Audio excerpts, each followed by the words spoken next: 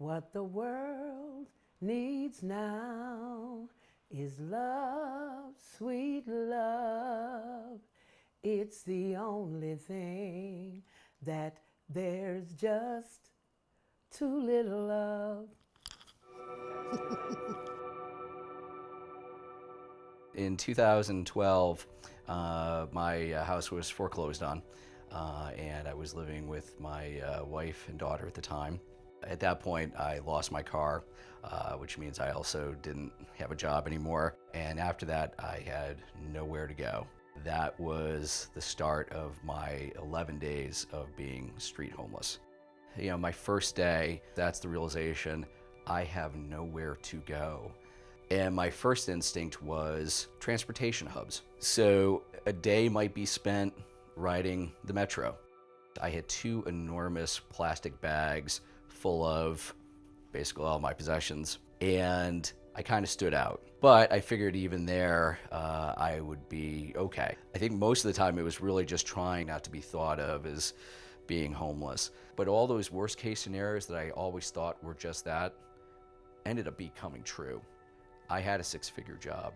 I had a home. And it didn't take a lot for those things to go away. I'm a Marine Corps veteran, and I'm a recovering drug addict and alcoholic. I let, my selfishness and my addiction overpower being a father. I went out getting high, just recklessly, driving around, didn't care. And I lost my job. I'm riding around with the drug dealer in my car.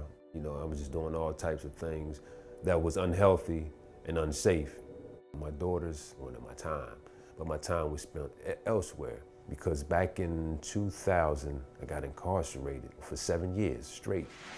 And my youngest daughter hadn't even turned 1 yet. So when I came home, she was 7 years old. That was the hardest challenge for me, to have a relationship with this young lady that really doesn't know me.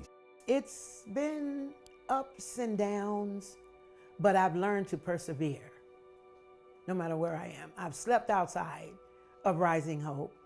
I remember one night I was out there alone. I sat there with my back against the church, and I trusted the angels around me, and I just stayed up. I talked to God, and I had been thrown out of someone's house at that time. They really went off on me, and I asked someone if I could stay at their place for a week to let the person calm down, and she said I couldn't come back. So I've been in and out of homes, and everywhere I've been, I try to contribute somehow. Cleaning, I'm great at cleaning. It's been an interesting journey. You just can't really relax. You don't eat well, you don't sleep well. By about the fourth or fifth day, I was riding a bus, and this was the first time I had an experience of someone sitting near me, getting a whiff of me, and moving to the other side of the bus. And I think that's where it really hit home. Is this how life is going to be from now on? In 2014, I was at my bottom, and my sister that lives in Virginia drove in the middle of the night to come get me because I cried out for help.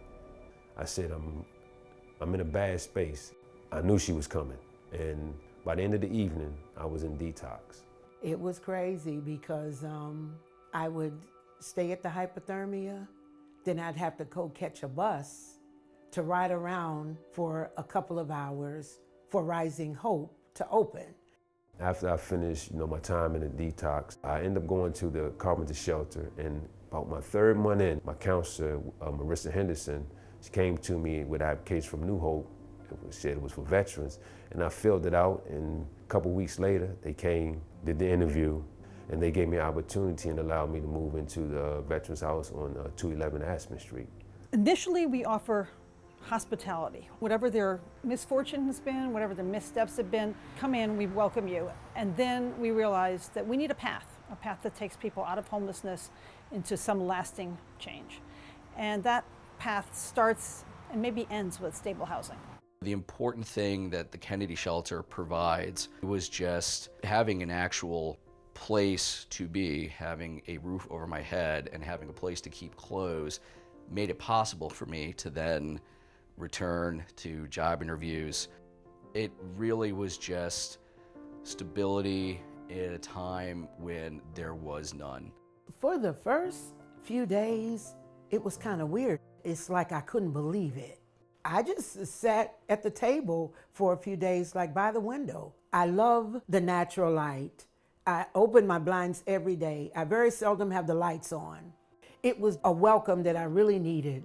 It was like we as homeless people were thought well of, because when you're homeless, you're not always thought well of. A lot of times you're ignored. And not even so much ignored, to the extent that people pay attention to you, they pay attention to you with contempt. And as a parent, you wish you could spare your kids from any kind of trouble or painful situations, but you can't. But I hope that my experience has taught her that there's nothing you can do to avoid tough times, but you can always do something about it, and you can always keep fighting. And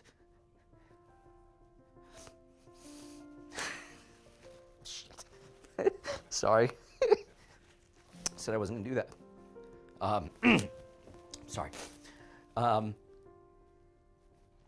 you know, if she can learn from that, then something positive will have come out of it. It's not about me anymore. It's definitely about my children. I'm making it about them. It took me 12 years to get where I'm at with her, to where she can call me and ask me for suggestions. That is the most beautiful thing in the world to me. It's been a blessing to be here. I have an assurance that I can come to this place, put the key in the keyhole where I reside. When I got that paper and I signed that lease, it was the proudest moment for me, because all the hard work that I had put in is starting to pay off. I'm finally at the point in my life where I'm not just existing or surviving. I'm living life, and this is how life's supposed to be lived, and enjoying it.